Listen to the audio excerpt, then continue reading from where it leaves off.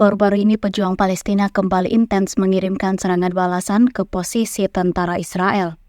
Terbukti dalam sebuah video yang ramai beredar di media sosial Telegram pada Kamis 25 Januari 2024. Dalam cuplikan video terlihat Brigade Mujahidin menargetkan konsentrasi kendaraan dan tentara Israel dari dalam sebuah bangunan. Aksi penargetan tentara IDF ini berada di arah Jabalia Timur. Brigade Mujahidin menggunakan rudal Sair dalam misinya meledakkan kendaraan dan juga personil Israel. Berdasarkan keterangan dalam unggahan, serangan yang dilayangkan pejuang Hamas berhasil menewaskan sejumlah tentara Israel.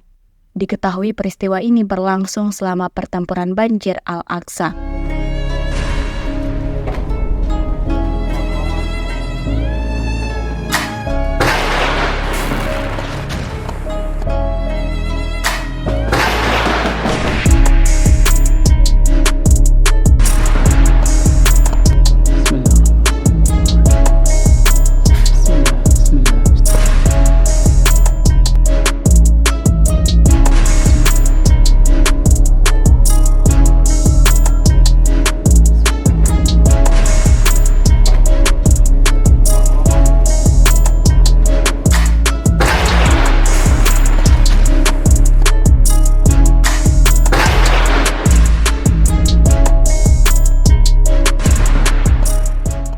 Download Tribun X sekarang, menghadirkan lokal menjadi Indonesia.